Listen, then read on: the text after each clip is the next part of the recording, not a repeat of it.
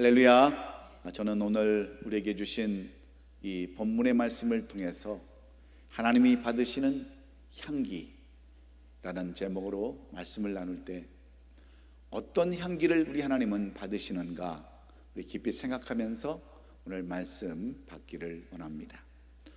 여러분, 11월은 감사의 계절이기도 합니다. 우리가 무언가 나눠주고 베풀어주고 그 싶은 계절이 이 11월인데, 우리가 바라고 원하는 것이 있다고 한다면 그것은 뭐니 해도 좀 더 넉넉하고 풍성한 삶이 우리가 바라고 원하는 삶일 것입니다. 그래야 우리가 마음껏 베풀 수 있기 때문에 그렇습니다. 그런데 우리 삶을 살펴보면 어때요? 우리가 정말 나눠주기는커녕 베풀기는커녕 우리 형편은 도리어 받아야 할 그런 형편입니다. 남까지 돌보고 생각할 그럴 겨를이 없어요. 그런가 하면 우리의 신앙생활도 마찬가지입니다. 내 신앙 하나 제대로 지키지 못하고 급급한 것이 바로 우리들의 신앙인의 모습입니다. 그렇다면 이 감사의 계절에 감사로 제사하지 못하고 어딘가 모르게 허전하고 빈곤한 삶을 살아가는 우리들에게 어떻게 하면 우리도 나눠주고 베풀고 사는 넉넉한 삶을 살 수 있을까? 오늘 우리는 이 본문의 말씀을 통해서 그 비결을 깨달음으로 말미암아 여러분의 삶과 신앙생활 전반에 걸쳐서 감사가 회복되어지고 하나님의 은총과 축복이 회복되어지는 그런 역사가 있기를 먼저 주의 이름으로 축원합니다. 이 세상 모든 만물은 다 자기만의 독특한 향기가 있습니다. 냄새가 있습니다. 꽃도 그래요. 꽃도 여러 꽃이 있지만 각자 풍기는 그 향기가 각자 다릅니다. 그러나 거기에는 근본적인 차이가 있습니다.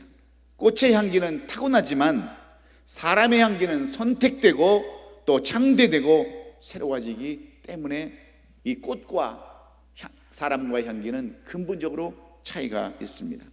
그래서 향수도 좋은 방향제이기는 하지만 이 사람의 향기, 특별히 눈빛과 얼굴, 말씨와 또 걸음걸이, 마음과 영혼에서 풍겨나오는 이 내면의 향기와는 이 꽃과 향기를 결코 비교할 수 없습니다. 그래서 페르시아의 우화에 이런 이야기가 전해져 내려옵니다. 어떤 한 순례자가 한 덩이의 진흙을 발견했습니다.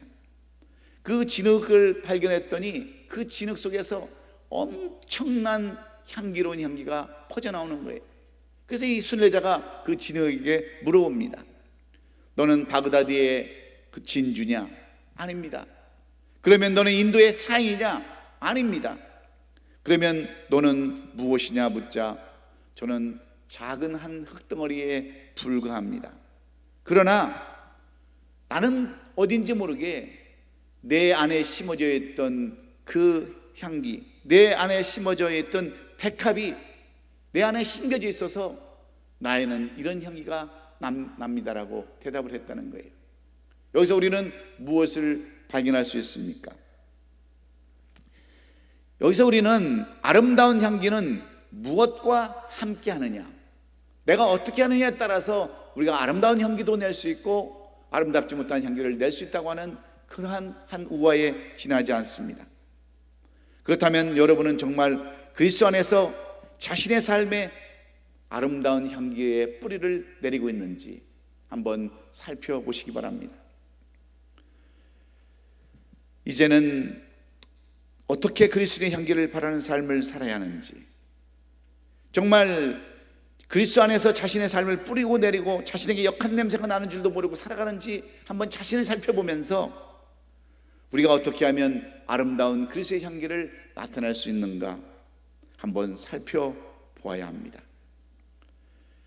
여러분, 우리 사람에게는 그 사람만의 향기가 있습니다. 그 사람의 향기가 아름다우면 아름다울수록 우리는 그 사람을 잊을 수가 없어요. 멋지고 아름다운 사람의 향기는 결코 기억 속에서 지울 수가 없기 때문입니다. 그 사람의 향기에 젖으면 다른 것은 다 감춰지기 때문에 그래요. 그래야 양의 문으로 들어가고 나올 때 양의 무이신 그리스도의 향기가 그리스도인들에게 배어들어서 이제는 더 이상 진흙의 냄새가 아닌 그러한 백합의 향기가 넘쳐날 수 있기 때문에 오늘도 우리는 어떤 향기를 바라면서 살아야 되는가? 우리가 드리는 이 제사, 이 예배는 어떤 향기로 드려야 되는가? 오늘 본문의 말씀을 통해서 우리는 배우시고 여러분도 드리는 이 예배가, 이 제사가 정말 주님이 기뻐 받으시는 향기로운 그런 제물이 될 수 있기를 예수님의 이름으로 축원합니다. 오늘 말씀에 보면 이 말씀은 노아 홍수 사건 이후에 노아가 방주를 점검하면서 남겨놓은 이야기 가운데 아름다운 향기의 이야기를 기록해 놓고 있습니다. 노아는 홍수가 끝난 이후에 노아의 아들들과 그의 아내와 그 자부들과 그리고 방주 안에 있는 그 동물들, 짐승들, 기는 것과 나는 것들, 모든 새들, 그 모든 것들을 다 방주에서 나오게 했습니다. 그리고 나서 노아는 하나님께 제사를 드립니다. 하나님께 제물도 드립니다. 그런데 이 제사와 제물을 받고 난 하나님께서 감동하고 말씀하신 내용을 이 성경에 그대로 기록해 놨어요. 그 내용이 바로 오늘 본문의 핵심 내용인 21절의 말씀입니다. 여호와께서 그 향기를 받으시고 그 중심에 이르시되 내가 다시는 사람으로 말미암아 땅을 저주하지 아니하리라, 이렇게 말씀하십니다.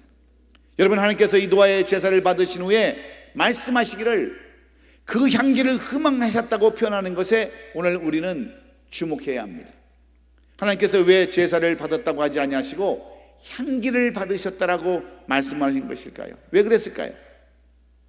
이왕이면 제사를 받으셨다라고 제물을 받으셨다 하면 더 나을 텐데 왜 향기를 받으셨다 이렇게 말씀하는 것일까요?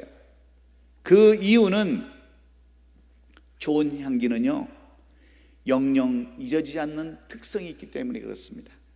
이 제사는 홍수가 끝난 후에 살아남은 그 노아 가족의 감사의 제사였음에 틀림이 없을 거예요. 노아 가족은 배 안에서 홍수를 인하여 모든 사람들이 다 죽어버리고 모든 짐승이 다 죽어가는 모습을 보고 살려주신 것에 대해서 감사의 제사를 지금 드리는 겁니다. 이것을 하나님은 향기가 있었다라고 표현하신 것을 보면 하나님은 감사의 제사를 향기로운 제사로 여긴다는 말과 똑같은 말이에요. 다시 말씀드리면 하나님께 예배를 드리면, 감사를 제사를 드리면 향기가 나고 그 향기는 하나님의 마음과 중심을 바꾼다 하는 그런 의미와 똑같은 것입니다.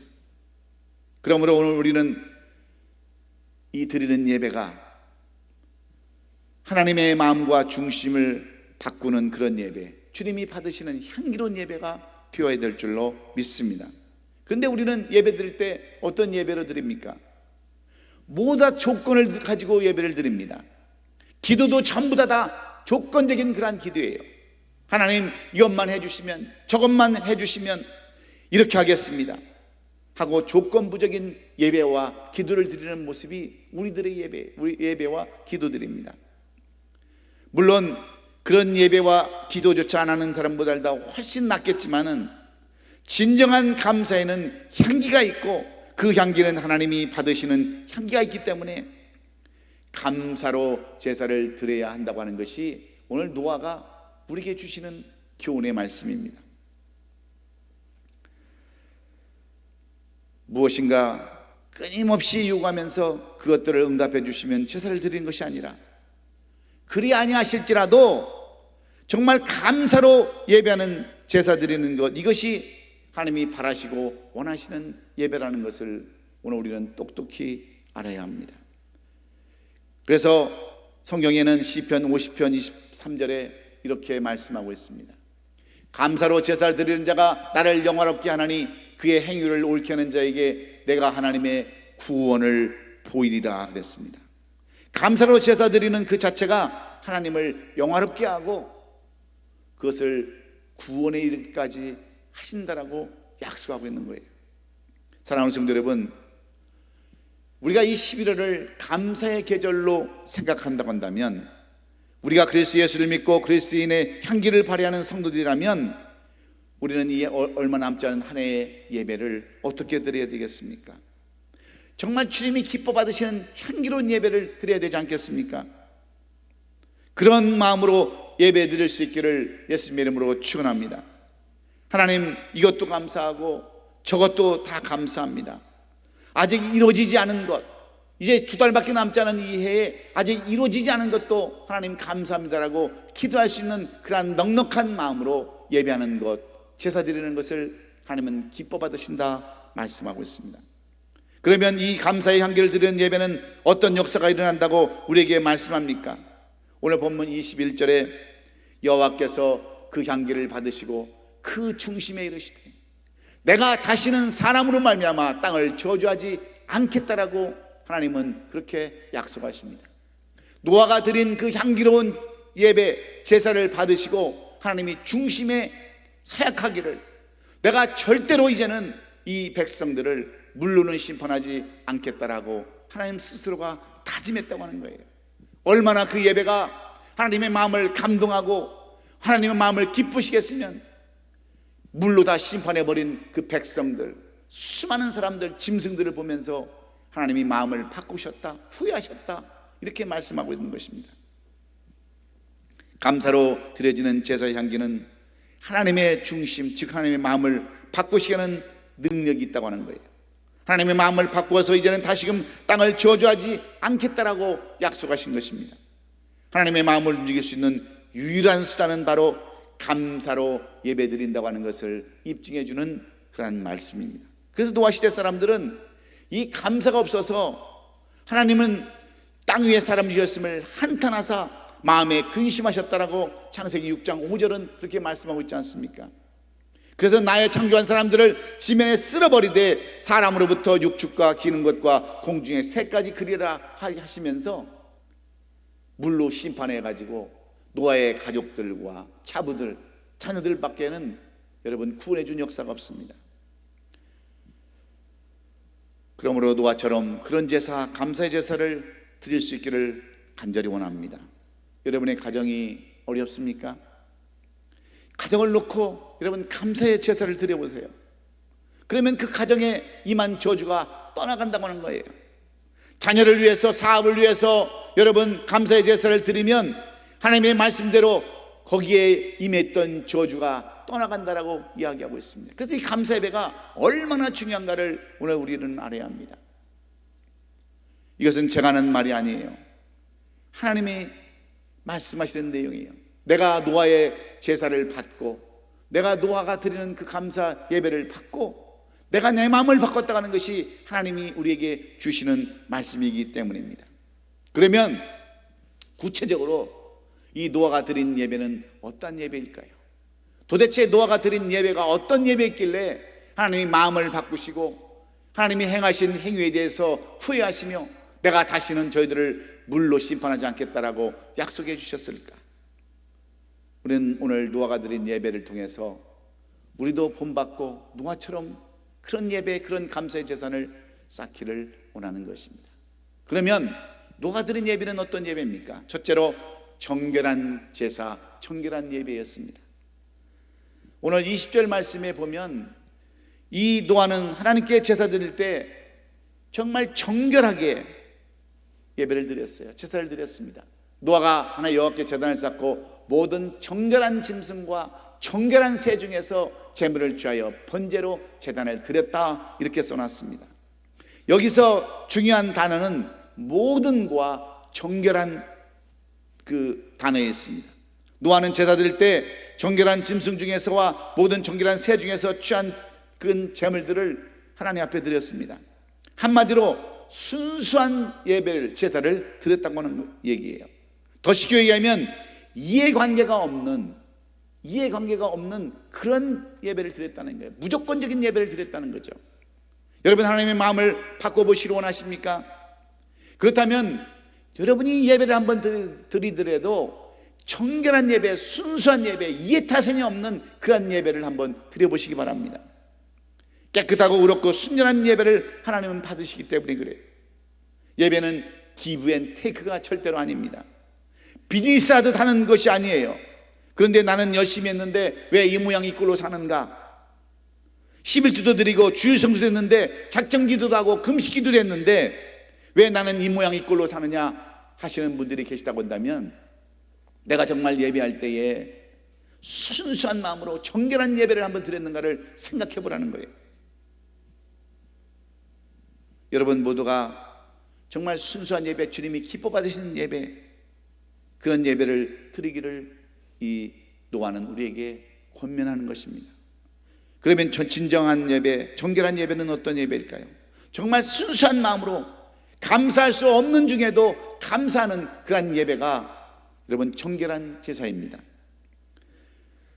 전라남도 여수에 가면 예향원이라고 하는 그러한 곳이 있는데, 그곳에 가면 고 손양원 목사님의 그 유품들이 그곳에 전시되어 있어요. 제가 2004년도 여수에 그 부흥 집회를 갔다가 잠시 그곳을 둘러보고 왔는데, 그곳에 가면 손양원 목사님이 그 순교한 두 아들의 장례식을 치르면서 드렸던 감사헌금 봉투가 그대로 거기에 놓여져 있습니다. 그 감사 내용의 봉투에 뭐라고 써 있는지 여러분 아세요? 두 아들의 순교를 감사드립니다. 1만 원 손양원이라고 그렇게 써 있더라고요. 그 당시 손양원의 목사님 한 달 월급이 50원이었습니다. 50원이었는데 1만 원을 드렸다고 그러면 자기 전 재산 있는 거를 다 드린 거예요. 그런데 여러분 더 신기한 것은 두 아들이 공산당원에 의해서 6.25 때 처참하게 죽임을 당했는데, 순교를 당했는데, 그것이 감사하다라고 한 달 월급 50원 받는 목사님이 1만 원을 헌금했다고 하는 것을 생각해 볼 때 저는 정말 이해를 할 수가 없었어요. 여러분은 이해가 되십니까? 우리 같으면 그렇게 할 수 있을까요? 그분은 하나님이 받으시는 향기로운 제사가 어떤 제사인가를 분명히 알고 있었기 때문에 그렇습니다. 그분은 하나님이 받으시는 향기로운 제사가 어떤 제사인지를 알고 온전한 제사, 깨끗한 제사를 드렸던 거예요. 뿐만 아니라 두 아들을 장례하는 장례식장에서 손양원 목사님은 많이 참석했던 그 조문객들에게 10가지의 감사로 답사를 전했습니다. 손 목사님은 서두에서, 여러분 내가 어찌 긴 말의 답사를 여러분에게 드릴 수 있겠습니까? 내가 두 아들의 순교를 접하고 느낀 몇 가지 은혜로운 이야기를 여러분에게 답사로 대신하기를 원한다 하면서 10가지의 감사 제목을 답사로 이야기했어요. 첫째는 나 같은 죄인의 혈통에서 순교자의 자식들이 나왔으니 하나님 앞에 감사할 뿐입니다라고 감사를 얘기했고요. 허다한 많은 성도 중에 어찌 이런 보배들을 나오게 했으니 그 점 또한 감사합니다라고 두 번째 감사를 썼습니다. 세 번째는 삼남 삼녀 중에서 가장 아름다운 두 아들, 장남과 차남 두 아들을 바치게 된 것이 축복의 감사입니다라고 감사를 얘기했고요.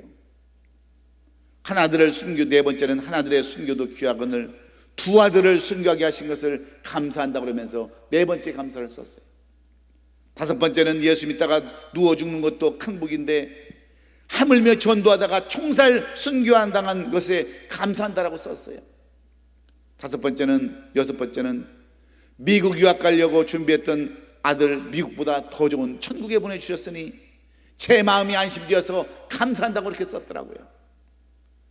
그 다음에 일곱 번째는 저 아들을 총살시킨 원수를 회개시켜서 제 아들 삼고자 하는 마음을 갖게 해주시니 감사하다고 그렇게 썼더라고요.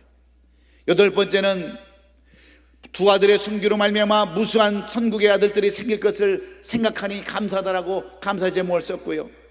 아홉 번째는 이 같은 역경 중에서 이상 8가지 진리와 하나님의 사랑을 찾는 기쁜 마음과 여유를 주신 것에 감사하다라고 썼고, 열 번째는 저에게 분수에 넘치는 과분한 축복을 내려주신 하나님 앞에 감사한다라고 이렇게 감사를 썼더라고요. 여러분 이것이 이해가 되십니까? 이런 감사를 여러분 하실 수 있을 것 같아요? 이런 감사, 정말 아무런 이해타산이 없는 이런 감사를 하나님은 받으시고요. 얼마나 여러분 손양원 목사님을 우리는 존경하는 대상으로 삼아주셨습니까?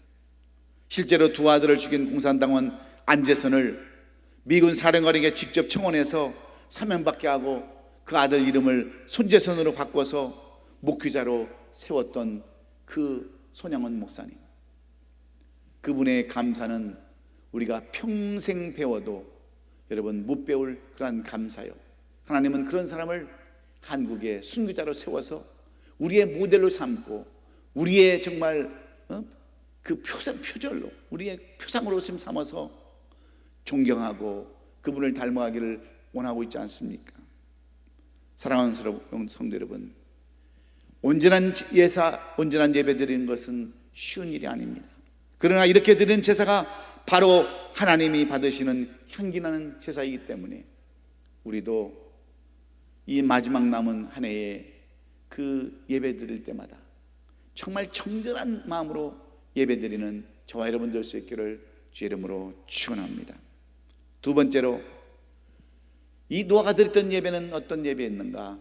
완전한 제사, 완전한 예배였다라고 말씀하고 있습니다.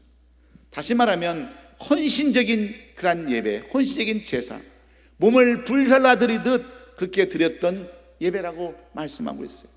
하나님이 받으시는 향기로운 제사는 완전한 제사라는 말씀입니다. 20절 말씀에 보면 노아가 여호와께 제단을 쌓고 모든 정결한 짐승과 모든 정결한 새 중에서 제물을 취하여 뭐로 드렸다고요? 번제로 드렸다고 얘기하고 있습니다. 여기서 가장 중요한 것이 번제로 드렸다고 하는 겁니다. 여러분, 번제가 무엇입니까? 이스라엘 백성들이 하나님께 제사를 드릴 때는 5가지의 대표적인 그러한 제사가 있습니다. 첫 번째는 번제가 있고요, 그 다음에 소제가 있고 속건제가 있고 속죄제가 있고 화목제가 있습니다. 이 중에서 가장 대표적인 제사는 바로 번제예요. 이 번제는 제물을 다 태워가지고 그 연기를 드리는, 그 향기를 드리는 제사법이 바로 번제입니다. 이런 예배는요, 아무것도 남기지 않고 드리는 예배를 하나님은 흠양하시고 이 땅에 내리는 저주를 다시 내리지 않겠다라고 말씀하셨어요. 하나님은 사람이 예배를 드릴 때 완전한 예배를 드리기를 원하신다고 하는 그러한 말씀과도 같습니다. 완전한 예배란 곧 마음을 의미하는 거예요. 마음을. 사람이 하나님께 제물을 드린다 해도 여러분, 완전한 것이 도대체 무엇이 있겠습니까? 다 허물 있고 흠 있기 마련이에요. 그래서 하나님은 번제에 다 태워서 그 향기, 그 마음만 받겠다고 하시는 것입니다. 그러면 우리가 드려야 할 예배는 의로운 마음과 깨끗한 마음으로 드리는 그러한 예배가 되어야 합니다. 그런데 다음 주에는 우리가 추수감사절로 예배를 드려야 되는데, 우리가 무엇으로 하나님께 향기 있는 그러한 제사 예배를 드릴 수 있을까요? 솔로몬이 드린 제사가 바로 완전한 제사입니다. 그 많은 소를 잡아서 다 태워서 번제로 드렸어요. 그래서 하나님은 그 향기를 받으시고 꿈에 솔로몬에게 나타나셔서 뭐라고 말씀하셨습니까? 얼마나 감동하셨으면, 얼마나 기뻤으면, 내가 내게 무엇을 줄고 하시면서 솔로몬은 역사에서 가장 부한 왕으로, 가장 명예 있는 왕으로, 가장 큰 일을 한 왕으로 솔로몬을 그렇게 세워주셨어요. 지혜를 주시고 모든 총명을 주시고 없는 것 하나도 빠짐없이 다 솔로몬에게 부어주셨어요. 왜? 마음과 정성을 다해서 완전한 예배를 드렸기 때문입니다. 여러분, 여자들이 요즘은 잘 모르겠지만 가장 좋아하는 향수는 옛날에는 어떤 향수인지 아세요? 샤넬 넘버 5라고 하는 그런 향수를 이렇게 말하고 있는데, 이 향수는요 30초에 하나씩 팔린대요. 30초에 하나씩. 50ml 한 병짜리가 100불이 넘어간다고 합니다. 그런데 이 향수가 탄생한 이야기를 들어보면 어떤가를 우리는 살펴볼 수 있어요. 1920년 가브리엘 샤넬이라는 여인이 이 향수에 매료가 되어가지고 자신의 이름을 딴 향수를 만들고 싶어 했어요. 그래서 그 당시 연애하고 있던 그 러시아의 귀족, 러시아의 부와 그에게 자신의 꿈을 얘기했습니다. 나에게도 정말 향수를 딴 이름을 이렇게 붙이고 싶다고. 그래서 나도 향수를 개발하고 싶다고 했을 때 그 조향사라고 하는 향을 만드는 사람 에런 네스고라는 사람을 소개시켜 주었습니다. 그래서 이 사람과 본격적으로 향수를 만들게 했는데, 이 샤넬 그 5는요 자스민과 알데히드와 그 필리핀에서 나는 일랑이라고 하는 그 꽃으로 해가지고 하여튼 80종류의 그러한 종류를 만들었는데, 그 중에서 16가지 성공한 작품 16가지 중에서 특별히 5번째 만든 그 향수가 샤넬 넘버 5예요. 그러니까 완벽하게 많은 꽃을 가지고 수많은 것을 실험하면서 16가지를 만들었는데, 5번째 가장 아름다운 향기, 이 샤넬 넘버 5를 만들었다고 하는 거예요. 그러나 우리가 분명히 알아야 할 것은 이런 향기도 결국은 오래가지 못한다고 하는 거예요. 하루 지나면 다 없어지게 되어 있습니다. 오히려 씻지 않고 바르고 또 바르면요 썩은 냄새밖에 나지 않습니다. 그러나 영원한 향기는 사라지지 않는 향기, 하나님이 받으시는 향기인데, 그 하나님이 받으시는 향기는 요한복음 4장 24절의 말씀처럼 하나님은 영이시니 예배하는 자가 영과 진리로 예배할지라. 완전한 예배를 하나님은 원하고 계신다는 사실을 우리는 알아야 돼요. 그토록 아름다운 향수도요 하루밖에 못 갑니다. 그러나 우리가 드리는 그 완전한 예배, 그 정말 신령과 진정으로 드리는 그 예배를, 이 예배의 향기는 너무나도 아름다워서 하나님이 그걸 받으시고 감동하시고 마음을 바꿔서 하나님의 생각과 하나님의 마음을 여러분 축복으로 바꾼다고 하는 사실을 기억하시면서, 여러분도 이왕 드리는 예배, 온전하고 완전한 예배, 마음과 정성을 다해서 드리는 그런 예배가 될 수 있기를 예수님의 이름으로 축원합니다. 마지막으로 이 노아가 드린 예배는 어떤 예배였을까요? 중심으로 드리는 예배였다는 겁니다. 오늘 본문 20절에 보면, 21절에 보면 여호와께서 그 향기를 받으시고 그 중심에 이르시되라고 해놨습니다. 여기서 중심이라는 것은 바로 하나님 자신을 얘기하는 거예요. 힘셀프를 얘기하는 거예요. 영어 성경에 보면 하나님 자신을 얘기하는 겁니다. 하나님 스스로에게 다짐했다고 하는 그런 의미예요. 이 의미는 제물을 드린 노아의 믿음을 기쁘게 받으셨다고 하는 의미이자, 제물 자체가 하나님을 기쁘게 할 만족스러운 것은 아니었다는 것이죠. 제물이 만족스러운 것이 아니라 이 노아의 그 마음, 노아가 정말 헌신적으로 드린 그 마음을 하나님은 받으셨다, 그런 말씀입니다. 그래서 하나님께서 노아의 제사를 만족하게 받으셨다고 하는 의인적인 표현을 이렇게 중심으로라고 표현을 한 것입니다. 내가 다시는 사람으로 말미암아 땅을 저주하지 않겠다라고 한 이 하나님의 약속은요 하나님의 중심을 받고 있었어요. 왜 그래요? 노아가 그의 마음의 중심을 담아서 하나님 앞에 예배를 했기 때문에 그렇습니다. 제사를 드렸기 때문에 그렇습니다. 그래서 하나님이 원하시는 제사는 여러분 어떤 제사입니까? 내가 마음을 다하고 전심을 다해서 중심으로 드려지는 헌신적인 예배를 의미하는 것입니다. 그런데 우리 예배는 어떻습니까? 우리의 예배는 다 내 중심이에요. 내가 원하는 대로 제사를 드립니다. 드리고 싶으면 드리고 말고 싶으면 말고 내키지 않으면 드리지도 않습니다. 지금 팬데믹으로 인해서 모든 사람들이 대면 예배를 안 드리고 온라인 예배로 드린다라고, 온라인 예배 드리면 어떠냐고 하면서 예배를 소홀히 하는 사람들이 너무나도 많이 있어요. 아래층 공사를 하면서 공사하는 사람들이 다 예수 믿는 사람들입니다. 제가 그 사람들을 이렇게 하이할 때 어떤 사람을 쓰겠어요? 결국은 예수 믿는 사람 쓰지 않겠습니까? 그래서 물어보죠. 집사님은 어느 교회 나가십니까? 예, 안 나가고 있습니다. 어떤 분은 또 전기하시는 분은 히브리어를 연구해가지고 말은 청산유수처럼 하더라고요. 그런데 교회는 어디 섬기세요? 예, 교회 졸업했습니다. 그러시는 거예요. 예배를 졸업했다고 하는 거예요. 예배를, 제사를 그만두기로 작정했다는 거예요. 그러니 어떤 삶을 살겠습니까? 아직도 그 모양 그 꼴을 사는 거 아니겠어요?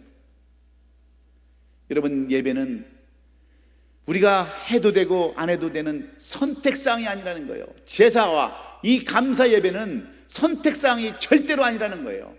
타협해서는 안 된다는 겁니다. 하나님의 명령이라는 것을 우리가 알아야 돼요. 그러므로 우리가 오늘도 예배 드릴 때 주님이 원하시는 중심적인 예배는 여러분 타협이 없는 예배예요. 목숨 거는 예배예요. 이런 예배를 드릴 때 하나님이 기뻐 받으시고 그 예배를 흠양하신 줄로 믿습니다. 우리 가까운 근처에서 목회하시는 분 중 한 분 중에 이규봉 목사님이라는 분이 계세요. 그분이 이제 가끔 우리 교회 놀러 와서 목사님 식사합시다 하고 오시는데 그분이 군대 얘기를 하더라고요. 근데 우리 남자는 군대 얘기를 하면 얼마나 흥미롭습니까? 여자가 제일 싫어하는 게 남자들 군대 가서 축구하는 얘기, 축구하다 싸운 얘기 제일 싫어한다는데 남자들은 그걸 얼마나 또 좋아해요. 즐겨해요. 근데 이분이 신학교 3학년 때인가 이제 다니다가 그 특전사에 그 지원을 해서 군대를 가게 됐어요. 일반 병으로. 그때는 종교 그 병으로 그 군중병으로 가지도 않고 일반 병으로 거기를 갔대요.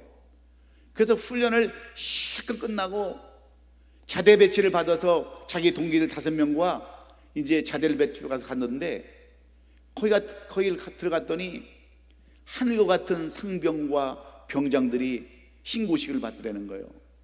그러면서 군대 그 철모 있잖아요, 하이바, 거기다가 소주, 맥주, 막걸리를 짬뽕을 시켜가지고 원샷으로 들이키는 것이 신고식의 시작이라는 거예요. 그래서 이제 거기서 쭉 신병들 5명이서 이제 가서 신고를 하고 나서 그걸 마셔야 되는 거예요. 그런데 자기 차례가 됐다는 거죠. 이것을 마셔야 되느냐 말아야 되느냐 갈등이 오더라는 거예요. 근데 이미 신병들 5명은 다 홀짝홀짝 다 마시고 그냥 해롱해롱거리고 있는데 이 이규 목사님은 그랬대요. 저는 이것을 절대로 마실 수 없겠습니다. 그랬다는 거예요. 그랬더니 상병이 하나 딱 오더니 왜 못 마셔? 그러더래요. 저는 예수를 믿습니다. 그랬대요. 그랬더니 상병이 씩 웃으면서 예수? 그러면서 그때부터 상병 위에 있는 그 상병들이 조인트를 까기 시작하고 밤새도록 맞았대요. 밤새도록. 자기가 맞는 것은 그래도 괜찮겠는데 자기 때문에 4명의 동기가 마치 개처럼 맞는 걸 보고 얼마나 가슴이 아팠는지 모른대요. 밤새도록 맞아가지고 다음에는 기절해서 쓰러져 있었대요. 쓰러져 있었대요. 그런데 다음날 휴식부터는 그랬대요. 저 예수 온다. 예수. 예수님은 이쪽에 가서 앉으시고 사이다를 드십시오 하고 상병들이 사이다를 챙겨주고 콜라를 챙겨줬대요. 그리고 그 중에 병장이 하나 있었는데 그 군중병이 하나 있었는데 마침 군중병이 대민사에게 나가가지고 그 손가락을 절단당했대요. 군중병이 손가락을 절단당했는데 군대는 손가락을 절단당하면 총을 쏠 수 없기 때문에 의가사 제대를 해가지고 대신 군중병으로 갔대요. 그렇다고 그러면서 내가 예수님과 절대로 어떤 문제에 있어서 타협하지 않고 거기에 대해서 안 해가지고 저는 군대 생활을 얼마나 나중에는 편하게 했는지 모른다라고 그런 간증을 하더라고요. 저는 생각을 해봤어요. 내가 만약에 그 이규 목사님 위치에 섰었다면 나는 어떻게 했을까? 여러분 어떻게 생각하세요? 난 솔직히 다 마셨을 것 같아요. 차라리 먹고 그냥 편히 가는 게 낫지 내가 왜 내 동기들 고생시키면서 그렇게 밤새도록 맞고 고생을 했을까? 저는 그렇게 생각을 했어요. 나는 못했을 것 같아. 왜? 나는 그만큼 그 당시 신앙도 없었을 것이고 그만큼 신학교도 안 다녔을 것이고 그만큼 믿음도 없었을 것이고 그러니까 오늘날 이렇게 목회로 나를 돌려가지고 세상에 있는 고생은 다 하게 하시잖아요. 믿음이 없으니까 타협을 안 해야 돼. 그러니까 타협을 예배는 절대로 타협해서는 안 되는 거예요. 타협을 해서는. 명령이에요. 하나님 명령. 하고 싶으면 하고, 안 드리고 싶으면 안 드리고, 드리고 싶으면 드리고, 이런 선택적인 사항이 아니라 하나님의 명령이라는 것, 이것이 온전한 중심으로 드리는 예배라는 것을 기억한다면 오늘 우리에게도 하나님이 마음을 바꾸시고 중심을 바꾸셔서 이 백성들을 심판했던 것을 후회하시면서 다시는 내가 불로 심판하지 않겠다라고, 그래서 노아에게 주시는 축복이 바로 9장 2절의 축복이 아닙니까? 얼마나 아름다운 모습이에요. 다시는 이 모든 것들을 다 내게 하고 너를 두려워하게 하리라. 땅의 모든 짐승과 공중의 모든 새와 땅에 기는 모든 것과 바다의 모든 물고기가 너희를 두려워하며 너희를 무서워하리니 이것들을 너희 손에서 붙였음이니라. 이런 축복을 노아에게 하나님은 허락하셨다는 사실을 기억하시면서 여러분도 그런 축복이 임하기를 원하신다면 오늘 노아처럼 드리는 예배가 중심적으로 드리는 예배, 마음과 정성과 뜻을 다해서 타협하지 않는 예배, 그런 예배를 드릴 수 있기를 예수님의 이름으로 축원합니다. 다음 주일 추수감사절 예배를 여러분은 어떻게 드리기를 원하십니까? 정결함으로 드리시기 바랍니다. 완전하게 드리시길 바랍니다. 중심으로 드릴 수 있기를 예수님의 이름으로 축원합니다. 기도하겠습니다.